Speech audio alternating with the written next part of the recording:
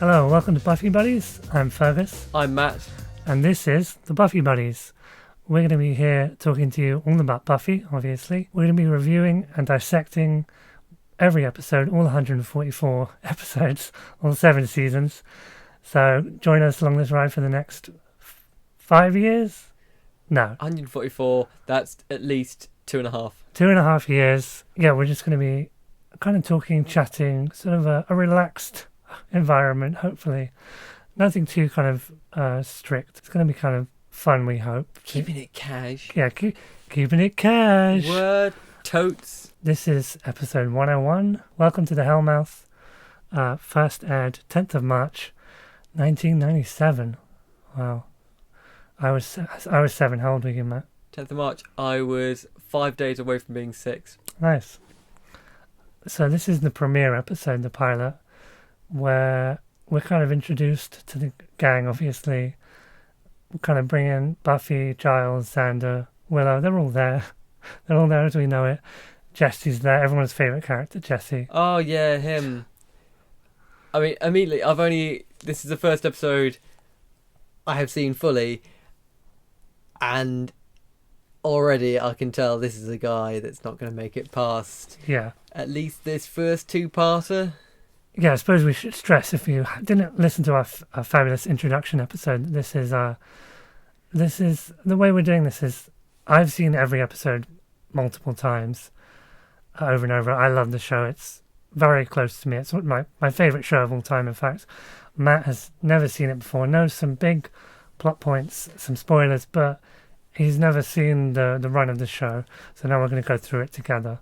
I know, as we've been talking today, I've remembered more and more major moments. We won't drop any of those here for those who might not have seen the whole show and just want to jump in and listen to us or listen as they watch. If anyone finds this buried deep in the bowels of iTunes. Yeah. So this is the 101. Welcome to the Hellmouth. And as we kind of open, we're introduced to this scene with a blonde vampire who later we know is Darla, and her and a guy kind of come in, and you think it's the classic girl gets killed, or both of them get killed. They're in the high school, they shouldn't be there. It's after dark. The way that's telegraphed with the young man with his popped collar, he's the way they're making him look. It's very much directing your attention, and it's playing off your expected expectations. It's playing off your expectations that he's going to be the one. And it's a nice reveal when turns around. Oh dear, it's actually the woman. Yeah, poor him. And I think looking at this nearly 20 years later, we have seen stuff like this now, reversing those kind of expectations. But when we see it in 1997, as a wee 7-year-old, or however old you were when this premiered, it's a fairly new thing to see that flipped on your head. You think, oh, the girl, she's going to get it. And then she's the one who turns out, surprise, surprise, to be the vampire, which is kind of a cool thing. And also, largely is a lot of the mission statement of the show, I think, to be kind of like scary, fun, and reversing kind of those tropes on their head. Oh, here's the blonde girl, she's going to get killed, obviously.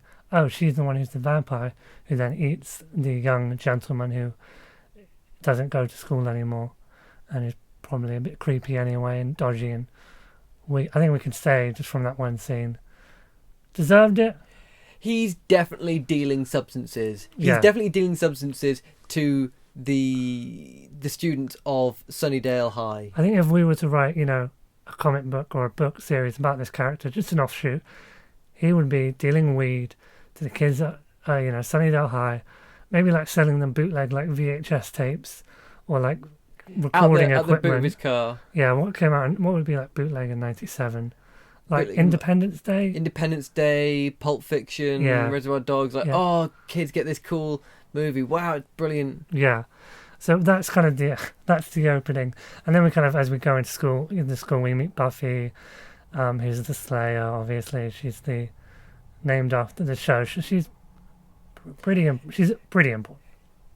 I'd like to point out, she's introduced to us lying in bed writhing around while having a nightmare, while 1990s video effects crossfade above her sleeping form. Yeah, and you can actually, if you look at those clips, you can see that it's all stuff to come not only later in the episode, but stuff plucked from later in the season. Mm-hmm. So you can look at the demons and the shots of things happening.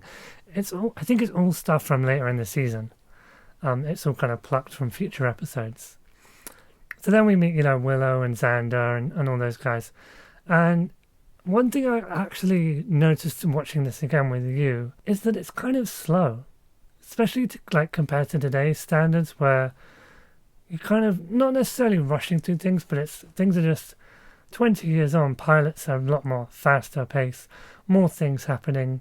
I don't know why, but the Flash is popping into my head, where 40 minutes he's got his gang, he's the Flash, he's got his powers, he knows kind of how to use them. He's had his motivational speech. It's in the name of the show. He's the Flash, the fastest guy alive. But you kind of look and things just move on at this brisk pace in the Flash, which again I don't know why I'm drawing to that. But I look at Buffy, and obviously it's a two-parter, and we're just talking about part one here. But it just moves at a little bit of a slower pace. And we kind of. There's not a lot of actual vampire action in it, as far as fighting and set pieces go. She fights just has one fight scene, I think. Yeah, and that fight scene is over fairly quickly. We're jumping the gun ahead, but we'll just bounce around. Yeah, it's she fights two vampires initially, and the first vampire she dusts, I believe is the term. Yeah. She dusts it instantly. Yeah. He comes behind her and she just jams a chair leg. Well, that's how you know she's a fucking badass. Into his chest. She doesn't even look. She just from behind. Yeah. Symbolism as well, maybe a little bit. Exactly, from behind. Oh, and he falls over. Symbolism, really. Yeah, he falls over and then disappears. It explodes into dust. Yep. It looks alright, I thought, the dusting. Yeah. Later they improve it. Later in the show you can see a bit of a skeleton fade away. This was it was a very quick. It was like an explosion almost. Yes, just a dust explosion. Not really much of a movement or shape. It's simply. It's always a big jump. It's a jump cut from he is there and then suddenly there is pollen dust of. And it makes, the noise that it makes is the classic. They stuck. I've going off my memory, the noise kind of thing. That's sometimes in pilots you go, oh, that's different later on, and the way they do this is different. That noise, I can feel like I can hand on heart and say, pretty much the same. Should we jump back to high school, going along? Yeah. So as we go into high school, we meet Giles, who kind of says, "Oh, are you looking for vampire stuff?" She goes, "No, fuck off. Don't want to do that." Hello, I'm looking for what's she's looking for a history textbook. Yeah, something like that. History or science or something. An anthropology. Something that teenagers do in high school. You go into your library. This is a library in an American high school that is all. It appears to be beautiful mahogany. These huge bookcases, double tiered. It's gorgeous, and there's nobody in it. And the only other character that even acknowledges it is Willow, who says, "Oh, I like hanging out in there. It's quiet, and the new librarian's really cool." And Buffy's like, "Don't know about that." He's from the British Museum or a British museum, which I thought was a really good line, actually. And what's nice about this is, even though the pilot isn't amazing, there's still seeds of oh, that's really good. There's rough around the edges, but you could still see a little bit of a gem in there. Mm-hmm. And even that's not the show as good as it becomes in season 2 and 3 and later on. You can see, or I can see, I guess not you because you haven't seen really, but I can see as someone who's watched the whole series. Oh, this is there's something to, there's something here which is cool because I think it is actually a good script. I was reading a bit of the script, and it makes me laugh. It's a lot of funny stuff in it. Yeah. Would you like to dictate the little bit that you read? That it's great. Which bit was it? The bit about when the skeezy drug dealing not vampire that is killed in the pre-credit sequence, the one that breaks in with with Dahlia, he is discovered in the locker in the girls' changing room. Oh yeah. Well, this is interesting. The two girls, they say, well, before they open the locker to find a dead body, as you'll all remember, loyal Buffy buddy fans, they're talking like real, what at least as a Brit I think of as like stereotypical like kind of California speak. So it's like neg lee, ne pa, things like that. And I don't remember the exact lines because I honestly have no fucking clue what they're saying. No. But that's... Negatron! Yeah. Which, that's funny in itself because I don't know if it's supposed to be funny because that never really comes back. That kind of speak. And I remember listening to the commentary on the DVD and Joss goes, oh yeah, we toned down this like kind of extreme like California speak. It's now become something in there that feels like almost out of place with everything else, but it's still really funny, I think. It does make it sound... It doesn't make them sound like teenagers. It sounds like dialogue written by an old man. Which I think is... How are the kids speaking these days? Which I think is kind of... And I don't mean this as to slag off Buffy, but I don't think they speak like teenagers really at all throughout the whole course of the show. With that kind of Joss Whedon dialogue of like saying things like Wiggins and kind of the way they flip words. So they always speak like adults. Yeah, which is something that maturity to them. Yeah, which is something that you have in most American teenager shows. They don't really speak like go out and listen to like a 16-year-old on the street. A, they don't speak like that. B, they're really fucking annoying. Yeah, they're really, really tedious. So I probably don't really want that to be in a show anyways. No offense to the 16-year-olds out there. It is appropriate that they speak like adults because Xander does not look like a high school student. He looks much older. He definitely looks like 25. He comes in skateboarding. Whoa, get out of the way! I'm a cool young kid. I'm a skateboard. I'm this giant with hiding my 5 o'clock shadow. Whoops-a-daisy, I've fallen underneath the barriers. Yeah, like kind of the rest of them, I could probably like buy that Cordelia is like 18 even though she's supposed to be 16. Willow, I could say. Alison Hannigan, I fancy Alison Hannigan hugely, and seeing this again, I should say I've watched this pilot episode once a couple of months ago and never got any further. Seeing it again, the way that she's playing it, she's got a good hunch to it. The clothes that they're putting her in, and the way she's wearing her hair. You can see she's good at playing the nerd. Yeah, it's just the way that what she's doing with her face. That she's not playing it up compared to, again, in something around about the same time of going to something like American Pie, where that was used. Yeah. As the image that she had already, and then you could play on it as being much more sexually liberated than it would appear. Yeah, whereas Missy, she's much more repressed, and well, the best way of saying it is shat upon.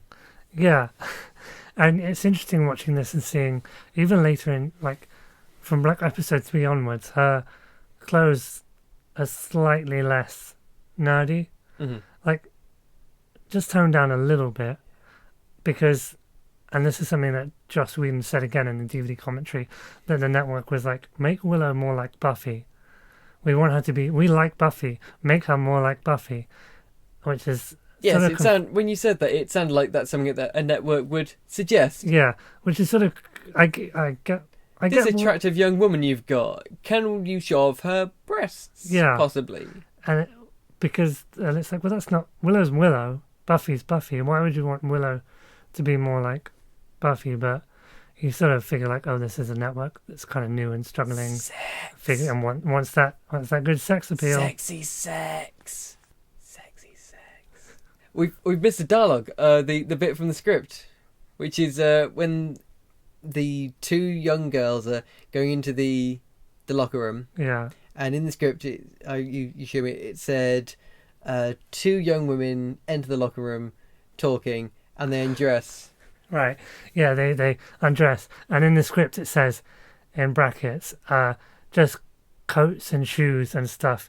Get your mind out of the gutter. And the get your mind out of the gutter is in the first bit on the next page. Yeah. Just coats and shoes, next page, get your mind out of the gutter. Yeah. And then it continues. Which is... It reminds me of... there's a bit in the script for Bound, which is the Wachowskis, and there's a very prominent lesbian sex scene. And in the script, the Wachowskis wrote, "This is the sex scene, and we're not cutting it." Just it goes along, sex scene. No, this is it. It's quite nice that immediately there, recognizing it's not going to go. It would be very peculiar to sexualize these young women, these high school women. So there's some of them in towels and bits and pieces, but there's not.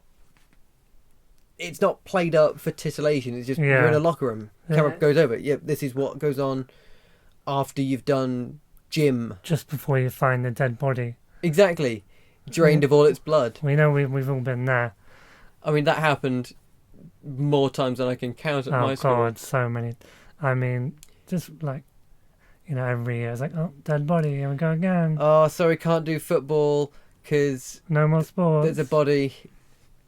whose body is it? Oh, can't say for reasons, official business. We meet Giles, who's Buffy's watcher. One thing I noticed actually watching this is when he kind of comes in and he's like, "We are the Slayer," blah blah blah. There's a couple times where I just feel like he gets a little too close for comfort. Did you notice that? Possibly a little There's a bit yes. when she's walking along and then he puts his arm in front of her on the wall and it's like, blah blah blah. Yes, it gets quite vampires. confrontational. And I don't know, I feel like if I saw that in a school... Yeah, the new British librarian, and there's a young woman who's trying to walk away, and he physically... Yeah, he physically stops her. He doesn't and touch her, but just in an intimidating way. Talks loudly to her, and I thought, maybe it's the 90s, but I feel like now we couldn't quite get away with that. It's loud in his breath as well, like, no, you are the same. Yeah, you'd have to cut to someone looking at them like, what the fuck is going on there? And then I think in the club, Giles goes to the Bronze, the club where all the young cool, hip teens go. Young, and can I do a bit about the music here? This is one of our sections. Well, can we just wait? Okay. I just wanted to say that, going off what I was saying, that Giles stands behind Buffy, essentially whispers in her ear, I think, and says they could be anywhere. You have to find them, blah blah blah. And I was watching that now as a semi-adult. Just a little bit dodgy. He's, first of all, the librarian, kind of, not teacher, I guess, but... He's an adult figure at that school. Yeah. He's at the Bronze... I mean, he goes to find Buffy, obviously, we know that, but just if he were just someone there, you'd be like, what the fuck is... What's the new librarian doing here? Yeah, you do think he's really cool or really creepy? Yeah, I think I would lean towards creepy. It's a little tragic as well. If you look at him and think he's want to be the hi kids, look at me, yeah. I'm still young. I mean, could you imagine can I touch your panties? Can you imagine if we went to a club? I don't go to clubs, but if hypothetically, if we went to one of those and our teacher was there, even if he was just standing around, one of those all ages clubs, I think I would be a little bit weirded out. Yeah, if I was at one of those it's a night where under 18s can get in, and there is a teacher that you've maybe you felt a little uncomfortable about, and there they are, or the new teacher, and then I'm remembering back, I've definitely had teachers like that. And have you been weirded out? A little bit. Yeah. I've had friends who... But if you saw the teacher leaning over a 16-year-old girl in kind of... I'm pretty sure he's whispering in her ear. That's genuinely happened at my school. And I knew that must have been gross. It was. When you think this maths teacher, sort of, hey, I've joined with Green Day. Whose name is, and he lives at the address of... I cannot remember his name at all. He had a very sharp... I say sharp... No, he just wore shirts and had very spiky black hair, and was maybe a little uncomfortably close with a friend of mine who's... I won't say her name either, but it was reciprocated by her. We had a French teacher who deliberately dropped pens to pick them up. What? Yep. That's gross. He didn't last very long. I was walking between... this is how cool I was. I was walking between one of my lessons and a keyboard lesson. Nice. Yeah, that was that cool kid playing little Casio thing. And I walked past that French teacher, whose name I won't mention, and a maths teacher who we were all convinced was off her face on drugs, walking together. And very soon after, we found out they've been sacked. I had a maths teacher who definitely did a lot of drugs. Okay. For sure. Came in always looking like sweaty. Actually, no, it wasn't drugs. He was an alcoholic. Okay. So that was interesting. That's tragic. Yeah, like in retrospect, a little bit sad and depressing. Yes, it is. Well, hopefully he's okay. Yeah, I'm sure he's doing fine. I've no basis of found. Like I've no. No, you've not researched him afterwards. Yeah, I'm just. I don't remember his name, so. No. I can remember these teachers' names. So I can remember her voice. Yeah, I remember his voice because I think he was like Irish or something. Yeah.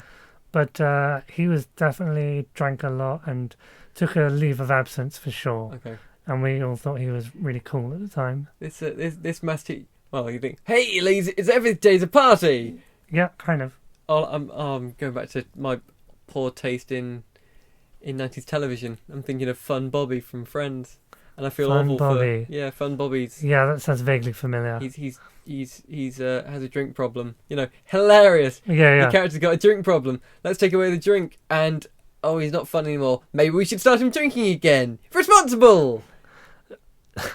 Is that what happened on the show? Yes. Oh, Jesus. Well, it was the 90s. Yeah, where were we? We were in the Bronze. Yeah, we're in the Bronze, and I think we should Creepy Librarian. segue now into our a segment we call really fantastic name for this new segment, Buffy Music. Bum bum ba ba ba Buffy Music. Oh hey, did you guys hear that Chibo Amato's going to be at the Bronze tonight? Matt, who is playing at the Bronze in this episode, the pilot? Welcome to the Hellmouth. In the Bronze this week with the band Sprung Monkey. On Wikipedia, they are described as hard rock, alternative rock, punk rock. They were active originally from the years of 1991 to 2002. They seemed to take a break. But in 2005, they reformed and they're still going.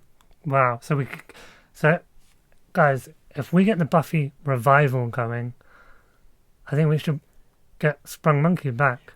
We could. I found their website and there are contact details. They had some dates. So if we contact them and say, "Do you want to be on?" We'll get the Sprung Monkeys on the Buffy Buddies podcast. Yes, we should do this. It might be a slight delay because we watched the episode earlier and now we're recording it. If we had a bit more lead-in time, it will just be like its own special episode. Like, yes, with like Buffy music spin-off. Yeah, it'd just be like a special one-off where we talk to Sprung Monkey. 100% coming soon.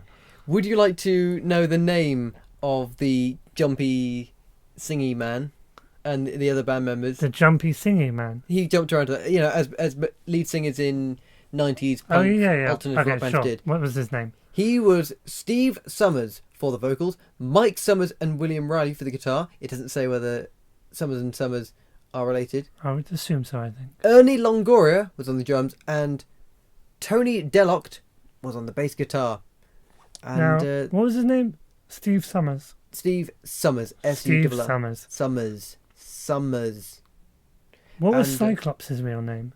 Scott Summers. Scott Summers. Damn. Okay. It's mentioned here. They were in the first episode of Buffy the Vampire Slayer. They performed the songs "Believe," "Saturated," "Swirl," and "Things Are Changing." That was heard at the beginning when establishing at the high school.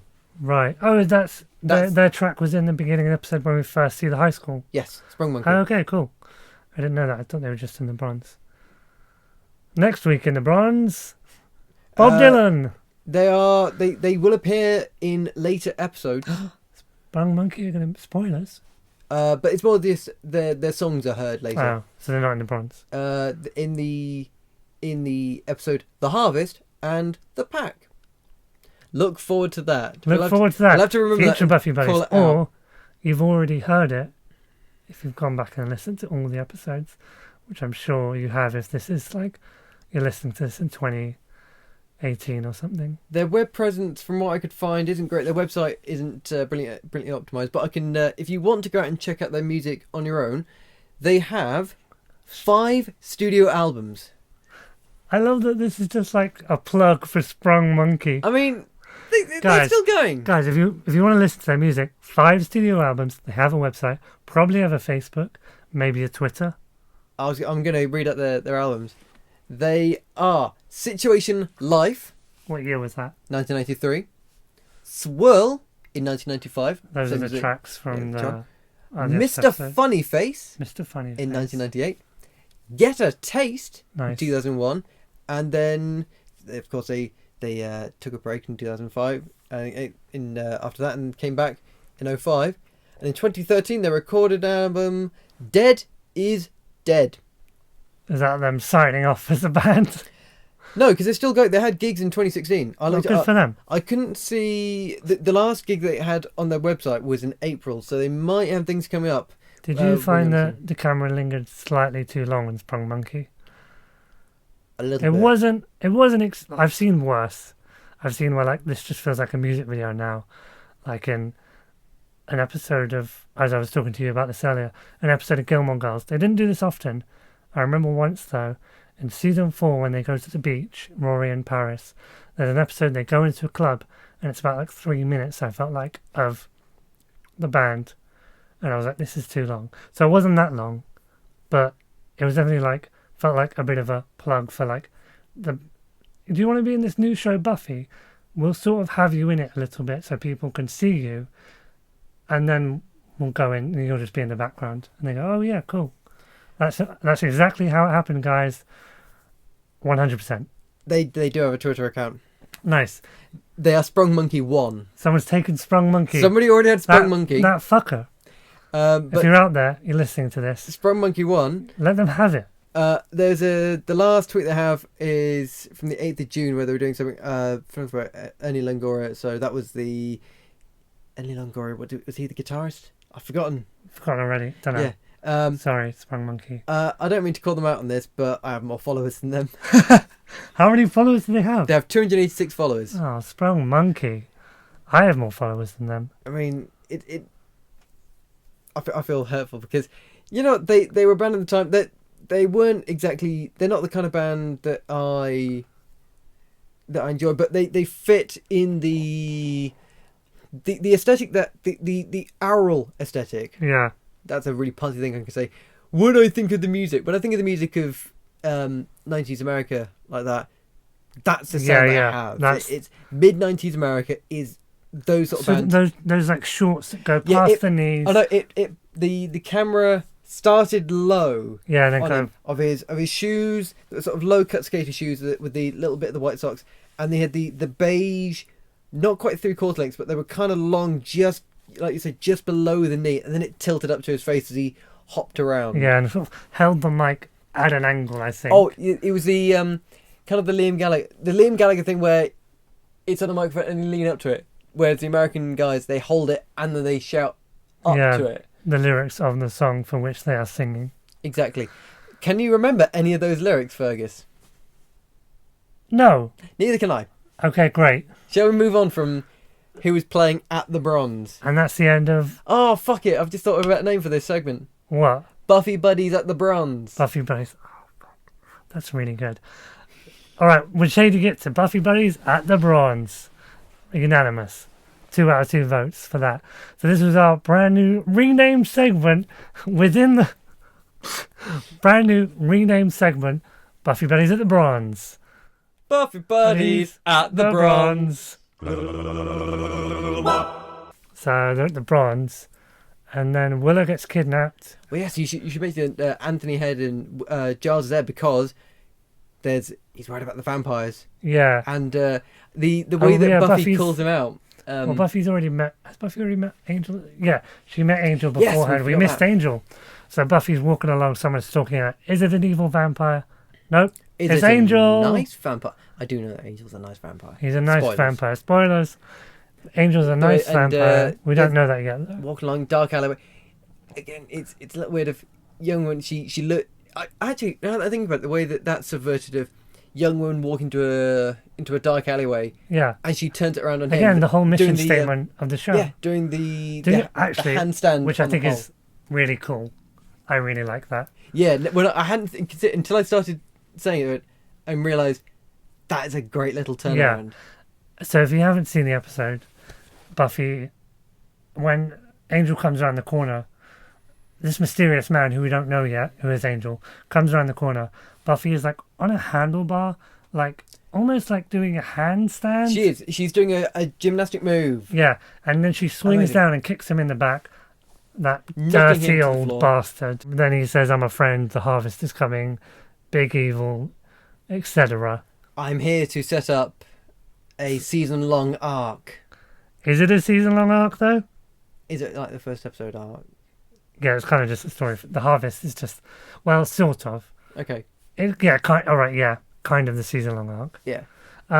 Mate, I haven't even seen all of this show, and I'm ahead of it. I'm there. I've seen it like 20 times.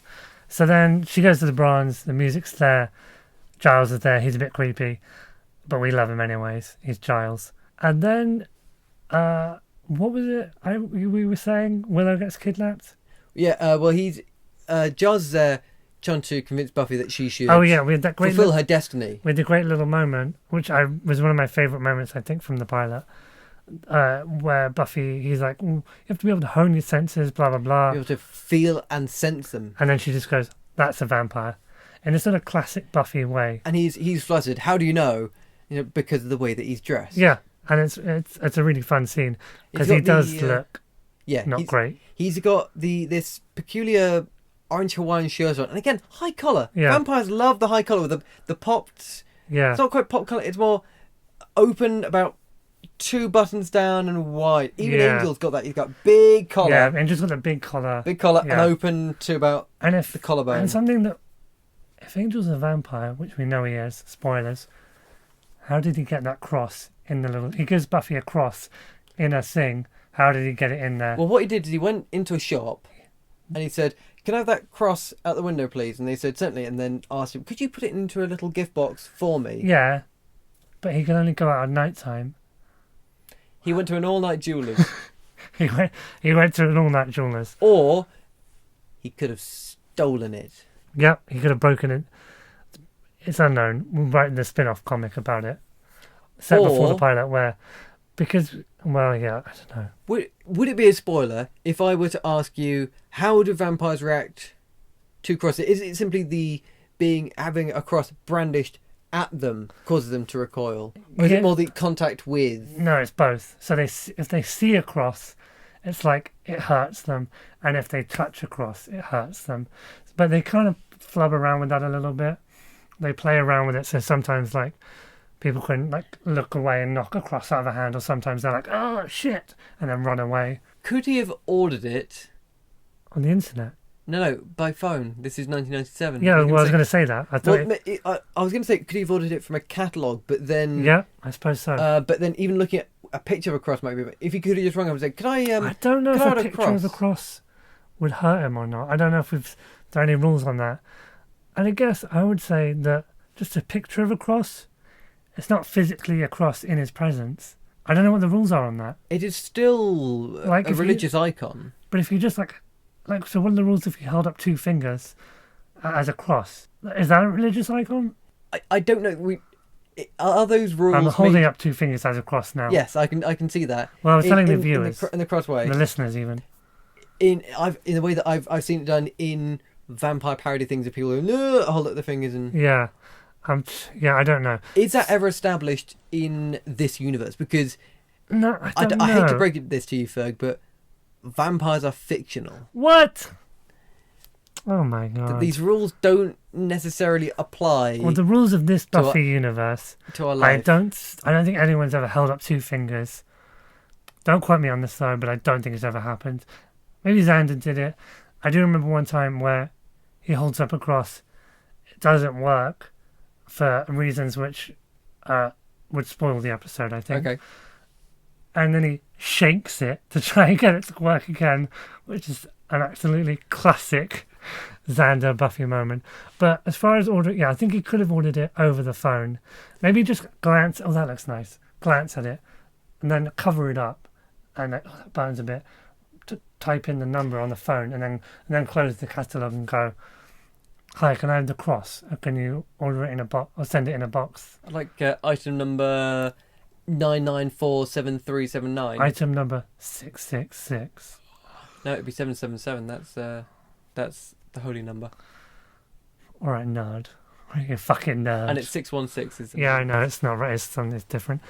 He could have worn gloves. If he's covering the picture, Yeah. if he wore gloves, it wouldn't hurt. So so he's ordered it out of a catalogue and then given it to Buffy. Yeah. Where the hell were we? He's just been knocked down. He's coming in to say, "Hello, I'm going to be the love interest, but I'm here." And she's like, "I don't like him, but I do. He's super hot, but I don't like him." He's there with his spiky hair. Which, by the way, tassels. I have a question about the spiky hair. What's that? No reflection as a vampire, as we later find out. How does he just guess? Because it looks pretty good. Does he get someone else to stand in front of him and he kind of puts gel in it and goes, "Is this good?" And then they adjust it and go, "Okay, there, you're done." Yeah, we've seen that the vampires are all working together. They all... Yeah, but Angel's on his own because he's the good one. Well, he's had plenty of time on his own to fiddle about with it. Or maybe he just goes to a hairstylist, to an all-night hairstylist, and says, "Could you..." There you go. He goes to an all-night barber shop. Yeah, sort my hair out. To sort his hair out and get a trim. Yeah. He still needs a trim even if he's dead. Then we've got to the club. Jesse, everyone's favourite character, top 10 characters, Jesse and Willow are kidnapped kind of by vamps. There's a little reveal where Jesse's talking to the blonde vampire. Darla. Darla. D-A-R-L-A. Darla. Right, and she's sitting in the spinny chair, and Buffy's gone off, and I think after Willow, who's been taken by. She also lingers chatting to Xander for a stupid amount of time. Of, "Hey, Willow's been kidnapped by a possible vampire. Which really should go. Oh, by the way," and then he says he's calling her out on, "I overheard that you might be a vampire hunter." Well, he doesn't believe it though. At that point, I think. Why didn't she say, "Shut up"? Why didn't you say, "Yes, I'm a vampire hunter. Shut up. Do you know where Willow is?" No. Right, then you're no help to me. I'm gonna go. Yeah, I don't know that he was thinking, "This is a bit of baloney. This is rubbish." And then she's like, "Willow's in danger." And he's like, "Oh, fuck, you're serious." Without the fuck, because it's the WB. And then they go off. So, and then Willow's dead. No. In the club, in the... the bronze. In the bronze, there's a very uncomfortable looking hanging wire chair. Yeah, it's like a circular chair, wired like a like a gate. It is. It's ironmongery. Yeah. There are patio chairs like that, but this is a full, like an egg chair hanging. Yeah, a steely egg chair. And what's the name of this? Darla. No, Darla's the vampire. What's the name of the young man that? Oh, Jesse. Jesse, he's so exciting and charismatic that I can remember him. Yeah. Jesse, he's talking with the one who fancies Cordelia. And he's talking with her, and Darla is sort of away from us, and saying, "Oh wow, you're really interesting. You're okay. Are you from around here? Oh, my family is." And she spins in a way that reveals herself to the camera, but would be very rude when talking to him, because I noticed that too. She then go into profile. I'm right. Excuse me. That's you're being very impolite. She actually turns. She kind of turns towards the camera, but in doing so, when it cuts to I think her close up, it kind of looks like she's actually turned away from him. Yeah. Which I thought a bit rude, but she's a vampire. It's a bit rude, and it's also very suspicious. If someone did that to me in a conversation, said, "Oh, you're from around here," so, and then if they just turned to nobody in particular and said, "My entire family." Yeah, my family's from. Oh, have I met them? Is. And she goes, Jesse goes, "Have I met them?" And she goes, "I think you will." Very suspicious. If you meet someone that's literally acting like a Bond villain. Yeah. "Oh no, I won't eat you. Oh, you're delicious. I could simply eat you alive. I could have you for dinner. I mean, have you over for dinner." Wink, wink. How to cook humans, how to cook for humans. How to cook. How to cook for 40 humans. Yeah, classic. We're full of classic quotes and Exactly. references here So- on the Buffy buddies. Willow is going off with the young man, and they're going off to an ice cream parlour. Yeah, but they're not going to an ice cream parlour. But she's saying, I think it's what we're led to believe is he never wanted to go to the ice cream parlour. I If believe you're we're correct. being frank, Yes, he never wanted to go. he wanted something else entirely. And again, you might think, what does he want? Does he want sex? No, he wants her blood. He wants to suck her virgin blood. Exactly, but it's all allegorical. It's vampires. It's allegorical. Yeah, it's a whole sex thing. But when he's when he's escorting her out, and so but the ice cream place is this way, and she points. She goes, points, yeah, she's points like, down the it's road. over here. He's like, It's down on Mission Street, and he says, "I know a shortcut. Let's go in the opposite direction through a gigantic graveyard. yeah, It is a vast graveyard. yeah, massive. Willow knows where it is. I know a shortcut. How is going in the opposite direction, and how?" Again, this is a question that I understand these things, but she's nervous, but why wouldn't she say, "You bloody idiot! It's that way. I want some ice cream." Yeah. She's a shy young lass, as she's often described by her friends. They go, well, how did you describe Willow? Buffy goes, oh, she's a shy young lass. So 'Cause maybe she's from Yorkshire. So she might not speak up and say, well, she's kind of going, it's over here. And he goes, no, I know a shortcut. She goes, oh, okay. She's feeling a little. She's feeling a little vulnerable, a little scared. And, she's Excited. not used to dealing with dudes. Yeah, he's being Aside from, like, Xander and Jesse. he's being intimidating. He's being a little forceful. Forceful, I think it gets abrasive. more physical. And then he chucks her in the fucking into a crypt. crypt. That's the word I was thinking for. Crypt. He chucks her in the crypt. What's that? He's a vampire, though. Yeah, he's a nasty man. Yeah. By definition, most of the vampires on this show are twats. Maybe apart from Angel. And even then, I think Angel... Maybe not a twat, just really boring. Well, the problem is he's attractive and he doesn't have to make up for. But also, at this point, sorry... No, I'll just preface this with a sorry, but David Boreanaz, at this point, not a very good actor. He's not great in season 1. I think we can all agree. Tweet us if you agree, Buffy Buddies. Tweet us at Buffy Buddies on Twitter. On the twitter.com. And tweet us your thoughts with who would you like to see Matt get with in the Buffy mythology? Who do you want to see Matt get with in the Buffy universe? Tweet us. Personally, I think Anya. But she's not in the show yet. I don't know who that is. She's great. So where were we? Okay, so... Can you just suggest Alison Hannigan? Yeah, right, Just Alison fulfill Hannigan. mine. I will take Anya. Is she nice? Yeah, she's nice. Oh, good. She's fun. She's Ooh. interesting. Okay, so Willow gets chucked in the crypt.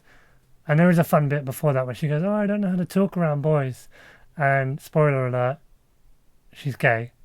So we know why that is. Yeah, or she can only make a few vowel sounds. I did like that line. Yeah. She says she doesn't know how to talk around boys or at all or something like that. Which was good. It was better than what I just said, but... Yeah, Joss Whedon, that's why he gets the Avengers gig. Yeah, that's why he got 2 Avengers movies. Cabin in the Woods and Much Ado About Nothing. Beowulf. Oh, no, that was Neil Gaiman. What else did Joss Whedon write? He did some Toy Story Serenity, Toy Story, X-Men. Alien Resurrection. Yeah, did a rewrite on Speed, uncredited. Nearly got. I think he's in one poster before the Writers Guild were like, no, you can't be on there. So he's done some cool, good stuff. He's done all right. He's had a few black spots. Alien Resurrection, not so great, but There's some good moments. yeah, he's done all right. Is it Jean-Pierre Junior? Yeah, the French Amélie, right? Yeah, He directed Alien 4. he did. There's some moments in there that are quite nice. With the dude from Delicatessen and Amelie. Anyway, they're in the crypt. Yeah, And Darla turns up, and then oh followed by shit, everybody's favourite, it's Jessie. Darla's who's- already had a taste. Who's bleeding from the neck. Oh, wait up, guys, I'm fine. And then stumbles into the crypt. And he doesn't seem to be necessarily worried about Darla having Oh, you bitten gave him. me a hickey. Yeah, like, he's like, I must think she's into some kinky stuff. But did he not, like, see her face? She must have come from behind, so he didn't see her face. And she is like, then has a taste and is like, all right, leave it for the master. How quickly can the vampires transform? Could she sort of be kissing him, move out of his eye line, Go bite him, and then unmorph and come back out silently? Because a lot of the time when they morph, it makes quite a noise, like a crunching noise. Yeah, because their bone structure changes. But could they sort of?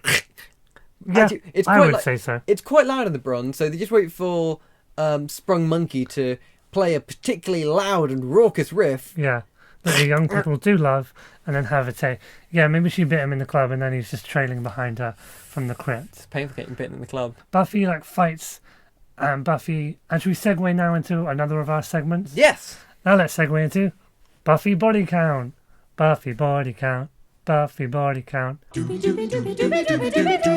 it crazy how slaying just always makes you hungry and horny? Buffy body count is where we tally up how many kills there have been this episode, or each episode it'll be how many kills Buffy has had, vampires and demons alike. This episode, just one. She kills Darla's vampire friend who takes Willow.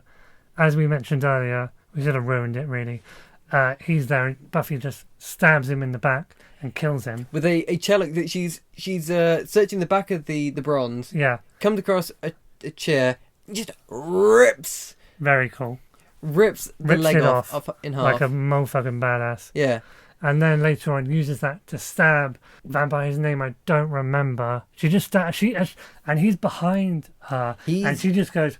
Well, they're starting to circle it. She and Buffy and Xander come in just in time to save Willow and Jesse. And then when Buffy stabs him, he's behind her, and she just in his heart, and he getting excited about that. It's arousing, is what it is. As she to be killed by Buffy causes him to explode into dust. And that's the only Buffy kill at this point. She does get in a fight with the other vampire, the head one, I guess. I can't remember his name. And that's kind of leading into the end of the episode. I think the head vampire is called Luke. Yeah, Luke, that's his name. Played by Brian Thompson, because Brian Thompson, without the makeup, still looks very vamp-like. He's got a very striking face. He's in a lot of stuff, actually. And I believe that... Is the other vampire called Thomas? Yeah, I think that's it. So Buffy kills Thomas. The Buffy body count, the aim is as well, even I'm sure there's many lists online, is to tally up how many total kills Buffy has over the whole course of the show. So right now... We can break it down by season, episode... Yeah, just generally kills an episode and then kills over the whole course of the show. And then possibly we could do kills over the course of the season. Right now, with one episode down, we're at just one kill. One dusting. Thomas. So I think that wraps up Buffy body count. Thomas with the horrendous shirt.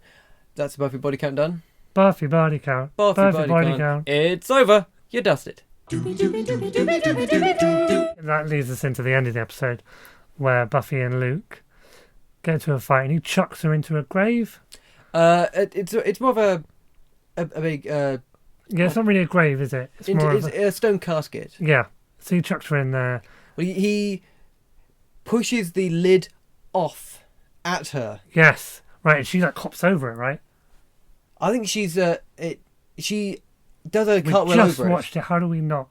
No, what happens is they're circling around in a very Western sense, because eventually, well, what happens is as Buffy's taking care of, she's keeping Darla occupied after she's dusted Thomas. Willow, Xander helps Willow and Jesse out the crypt, and they run away. And eventually, when Thomas, the other vampire, comes up, Darla chases them out. When they go through the graveyard, and then more vampires. Oh fuck! Are more there? Vampires. They're encroaching in. The lid of the casket is shoved at Buffy. She then does an amazing cartwheel over the now open casket, kicking the big vamp in the chest. Yeah, and then he chucks her in this not grave, this stone casket. That's probably better now. And then she's like, "Oh, is he gone?" Nope. He pops over, goes in for the kill. To be continued. Which is not something you see very often on Buffy. I wanted to ask you something actually. Yes. Did you notice any stunt doubles in this, like Buffy stunt doubles. Did you see anything where you're like, oh, that's definitely a stunt double? Yes. Was that like not just like, oh, I know that's a stunt double, like I can physically see that is a stunt double? The only thing that I can tell, the only way that I can physically tell there's a stunt double, I didn't necessarily spot a face, but Buffy's thrown at a wall, and the way I can tell it's a stunt double is stunt performers cross the hands in front of the face, and they hit when they go to hit a wall, cross hands in front of the face to brace, and then fall down, and they always cower away from the camera or sort of head That's down. something I didn't actually know. Yeah, I think that was the same thing I was thinking of, because I briefly saw she got chucked into a wall, and I think I briefly saw a face that definitely was not Buffy's. Is it as bad as in something like Blade Runner, where Pris and originally Zora is obviously a man in a wig? I don't know, because I don't remember that, but I can tell you, I think Buffy is the worst for seeing doubles. I see them all the time. In the season 2 finale, one of the worst, like didn't even try, but we can get into that. Okay. We'll get into that In however many episodes time? in 11 plus 22. 33. 33 episodes. We'll be here talking about season 2 finale. Look That's what I'm forward here to for. that. I'm here for the new experience and the very basic mathematics. Yeah. And we've just essentially run through the episode, I think. Most of the big beats. Stray kind of thoughts, I suppose. One thing that I noticed is Cordelia, when there's a bit where Buffy attacks Cordelia, when she's broken off the chair, that cool bit, and she's going around like, is a vampire here, where is he? Mm-hmm. Cordelia comes in and she like grabs Cordelia's neck, Yeah. and then is about to stake her and goes, oh, it's Cordelia, I won't stake her, but because she's Cordelia. Cordelia then after that is like, I've got to tell everybody about this, pulls out her mobile phone of her purse. No one ever uses mobile phones on Buffy. After this point, no one ever has a mobile phone until season 7. I'm 99.99% certain, because I remember listening to a commentary and Joss was like, yeah, we didn't give them mobile phones for a long time because it makes things way easier. Mm-hmm. Just like if you're in trouble, hi, come get me. Yeah, and then you always have to do the Oh shit. the horror movie thing that is then brought back in Cabin in the Woods Yeah, no. for comedic effect of, well, we're away from all the signal. Yeah. Oh no, I've run out of battery. Yeah. There's no credit on my phone. And I think you can sort of justify it here in that, like, even though we see Cordelia with a phone, we know that you can get a vibe now, and we find out later that she's rich. So you can say, oh, she has a mobile phone, but it's 97 teenagers, average Joe in maths class doesn't have a mobile phone, so we can sort of get away with it. Can you get away with it for 6 seasons? We'll see. Yeah, not really, I think Okay. is the answer to that. But you just sort of accept it. You can sort of, it's believable, I think. Season 5 is where I felt like maybe they should have started having mobile phones, or cell phones, as the Americans call them. Well, not really. I mean, it's sort of iPhones or smartphones now, I suppose. So that was just something. That's something I always noticed, is that Cordelia has a phone there, and then I don't think we ever see her use a phone again, or mobile phone, sorry, and nobody else has a mobile phone, because I think Joss and the writers purposefully avoided mobile phones. So that's a little bit of trivia there for you, Buffy fans. Well, there we go.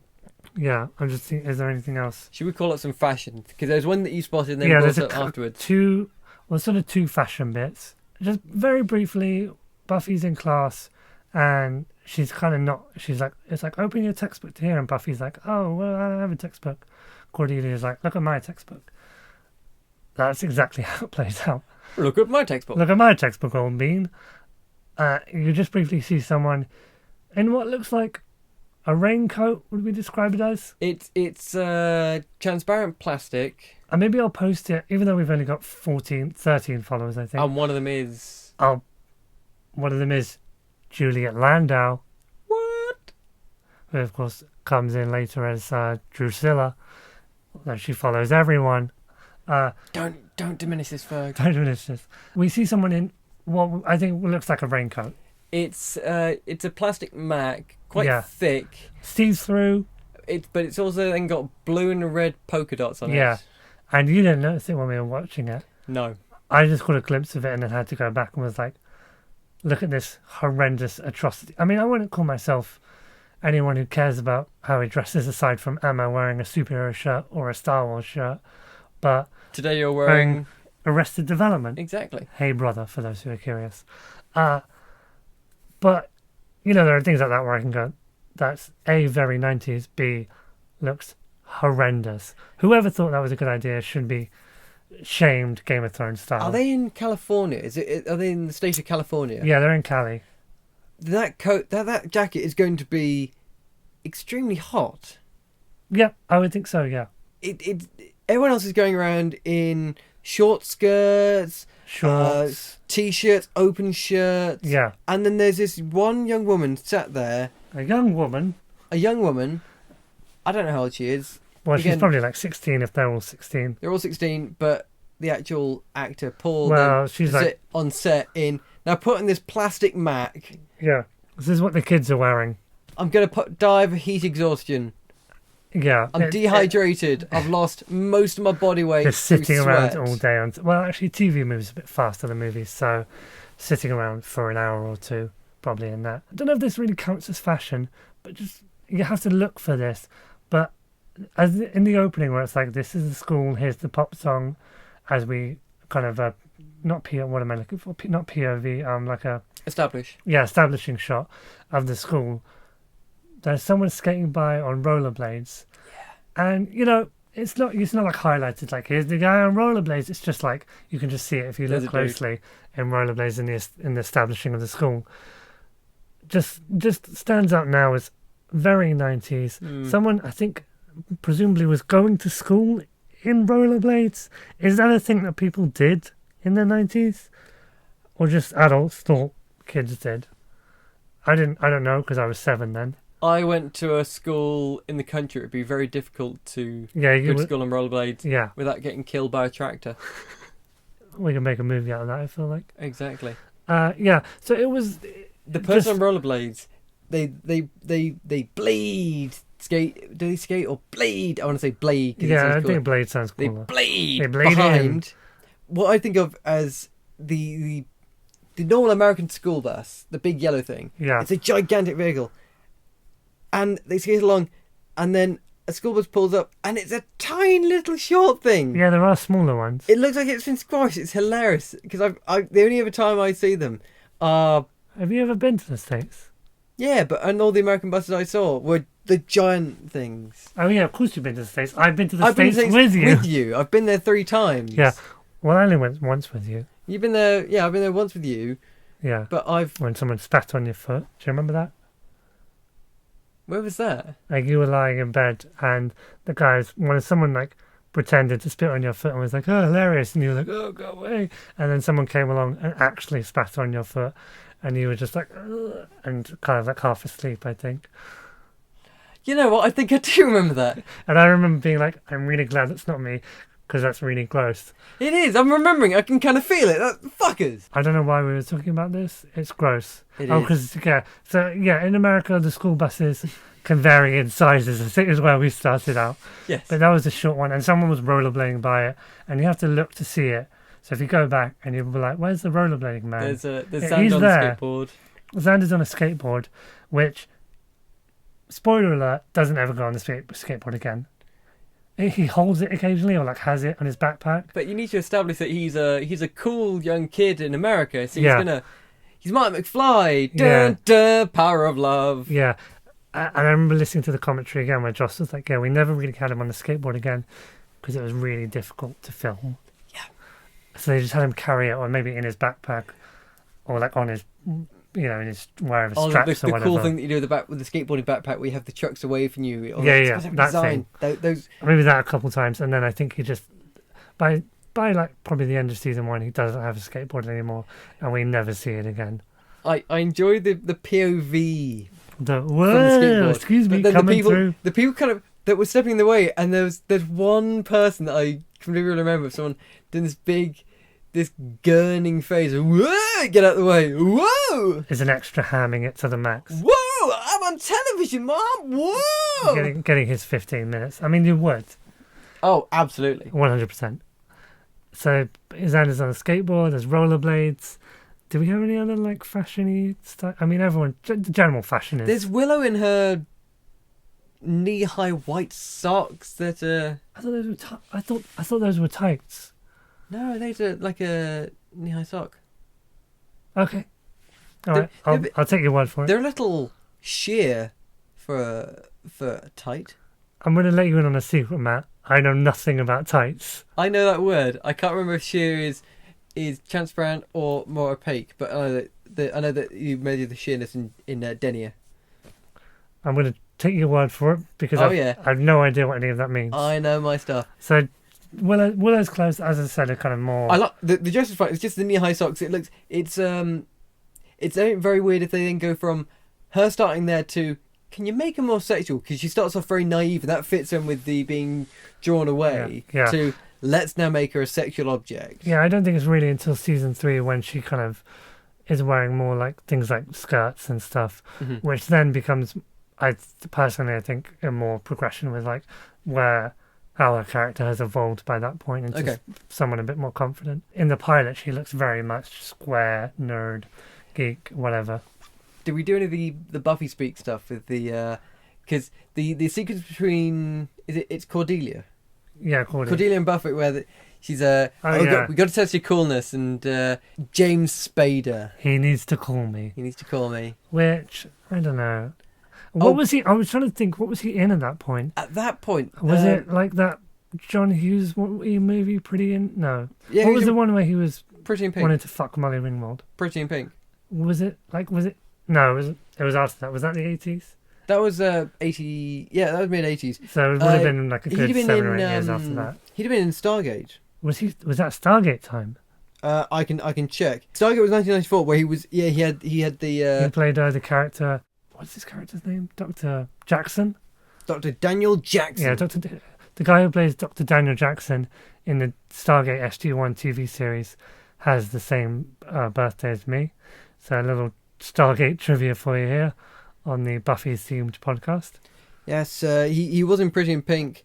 But then what year was Pretty in Pink was 86. Okay, so this was like 10 years after Pretty in Pink. Like, here's an aside, Molly Ringwald should have ended up with John Cryer. Oh, absolutely. Ducky, right? Yeah. Oh, hey, Harry Dean Stanton was in Pretty in Pink. Yeah, he was her dad, right?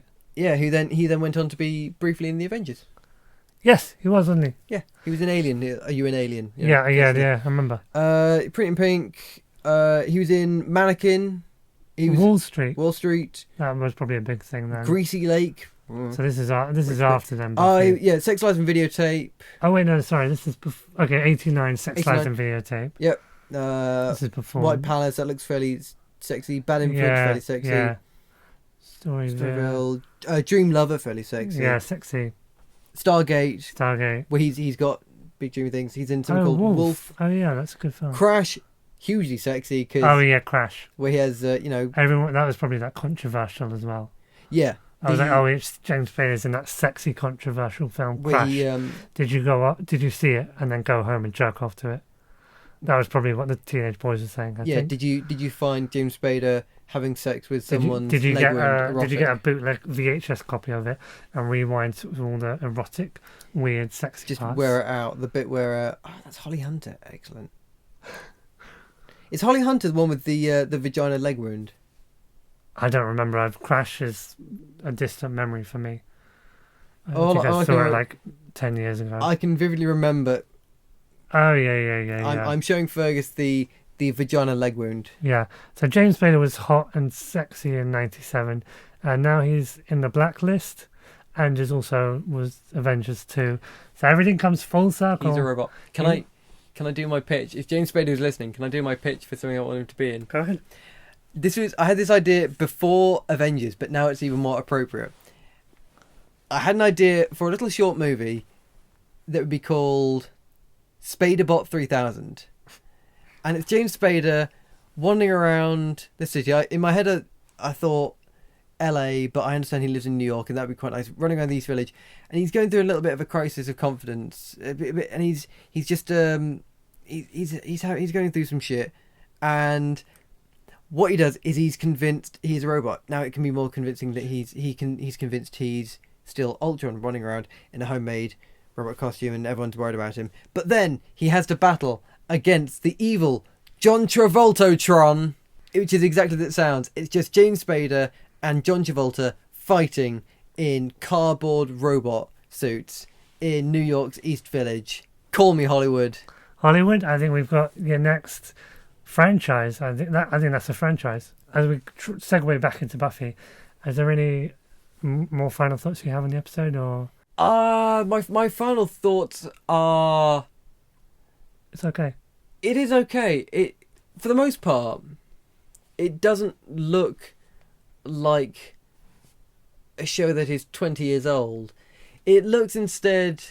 The moments where there's lots of crossfading, video editing, that makes it look aging a lot. Or the titles where it's all very naff looking motion graphics. Apart from that, it looks solid. It's fine, because it seems everything else has been influenced by it.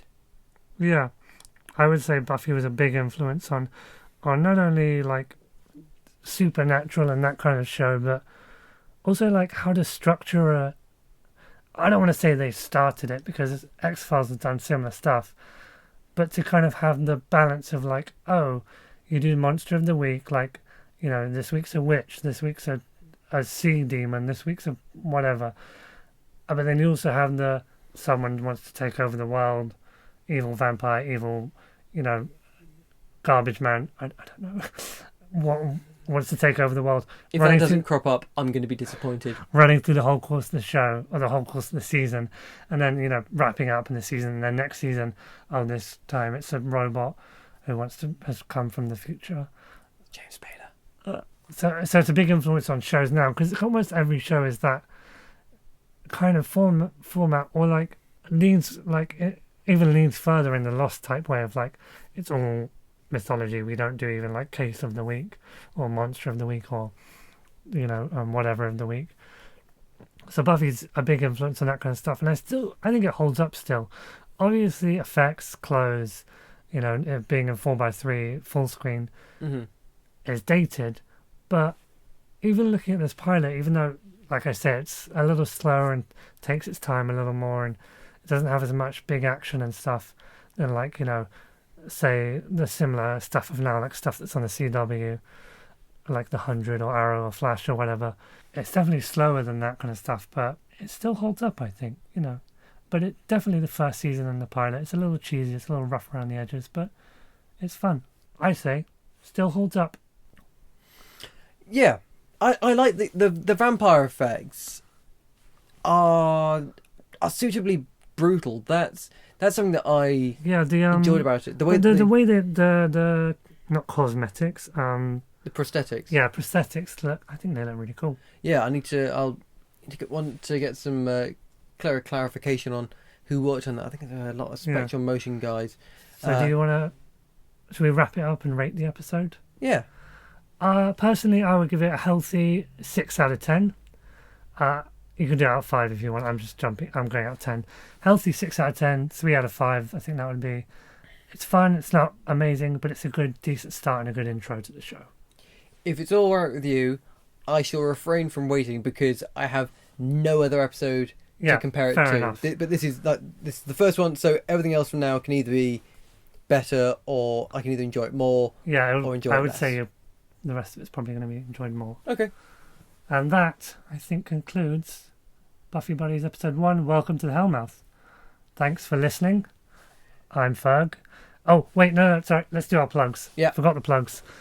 You can find me at Fergmaster on Twitter and Instagram. Fergmaster5, that's FERGMASTER, all one word. Fergmaster5 on Snapchat. And the Buffy Buddies Twitter is just at Buffy Buddies. And at Buffy Buddies on Instagram. And I think that's all we have right now. Yeah, we are on Podbean and SoundCloud. Yeah, so you're probably Podbean and SoundCloud. Somewhere there. One of those as you found us there. You, the one listener. Yeah. The one listener we have. Hi. Can I do my plug for me? Yeah, and where can we find you, Matt? You can find me on the internet at various places on Twitter. It's just my name. It's at Matt Maloney. That's MattMaloney, and that's the same on Instagram. You're on Snapchat now again. I am. I believe that is Tyrell OCP. If you're at Matt Maloney, you're going to get some poor... Yeah, I did at Maloney. At Matt Maloney, I added him. He's not updated anything, so I don't know who he is. But it's not me. It's not Matt. It's not beloved Buffy Buddies co-host, Matt. So I think that wraps up Buffy Buddies episode 1. Yeah. All right. We'll see you for episode 2, The Harvest, coming soon.